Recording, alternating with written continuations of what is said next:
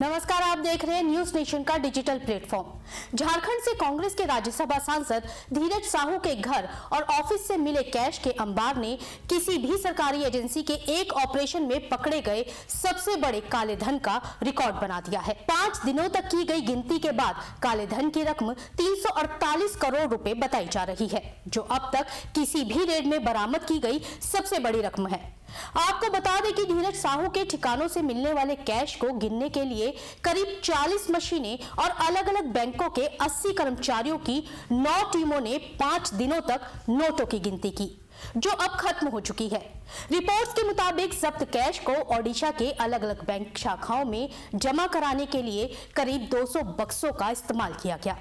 आयकर विभाग के अधिकारियों का कहना है कि उन्होंने पहली बार अपनी रेड में इतना बड़ा काला धन बरामद किया है। वहीं 348 करोड़ रुपए मिलने के बाद अब ये सवाल उठना लाजमी है कि आखिर रेड में जब्त की गई इतनी बड़ी ब्लैक मनी का होता क्या है। क्या इस कैश को अधिकारी अपनी एजेंसी में रखते हैं? तो चलिए इस वीडियो में हम आपको इन तमाम सवालों के जवाब देते हैं। दरअसल जब ईडी, सीबीआई, आईटी या कोई अन्य एजेंसी ब्लैक मनी जब्त करती है तो वो इसे अपने ऑफिस में न रखकर स्टेट बैंक ऑफ इंडिया की ब्रांच में रखते हैं। हालांकि एजेंसी रेड करते ही पैसा जब्त नहीं करती, बल्कि आरोपी को ये बताने का मौका देती है कि इतना सारा कैश उसके पास आया कहां से। अगर आरोपी इसका जवाब नहीं दे पाता तब इसे ब्लैक मनी मान लिया जाता है और prevention of money laundering act के नियम के मुताबिक पैसे को जब्त कर लिया जाता है। इसके बाद भारतीय स्टेट बैंक इस कैश की लिस्ट तैयार करता है, जिसमें 500, 200, 100 और 50 रुपए के नोटों की जानकारी दी जाती है। इसके बाद कैश को जल्दी गिनने के लिए कैश मशीनें लगाई जाती हैं। गिनती पूरी होने के बाद कैश को बॉक्सों में सील करके सीबीआई की ब्रांच में एजेंसी के पर्सनल डिपॉजिट यानी पीडी खाते में जमा करा दिया जाता है। इसके बाद इस रकम को केंद्र सरकार के खजाने में ट्रांसफर किया जाता है।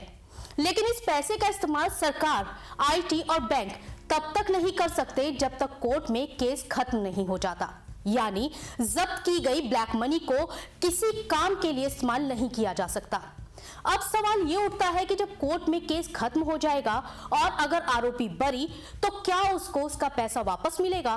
तो आपको बता दें कि एजेंसी सिर्फ 180 दिनों तक रेड में जब्त ब्लैक मनी को अपने पास रख सकती है। उससे ज्यादा वक्त तक एजेंसी पैसा नहीं रख सकती। इसके साथ ही एजेंसी को यह भी साबित करना होगा कि जब्त पैसा नियमों के मुताबिक काले धन में आता है। अगर एजेंसी ये साबित नहीं कर पाती तो पैसा ऑटोमेटिकली आरोपी को वापस मिल जाएगा। वहीं एजेंसी अपनी कार्रवाई में एक अंतिम कुर्की आदेश जारी करेगी, जिसके बाद एक निर्णायक अथॉरिटी को 6 महीने में कुर्की की डिटेल देनी होगी, जिसके बाद ही ये फैसला लिया जाएगा कि आरोपी जब्त की गई रकम को इस्तेमाल कर सकता है या नहीं।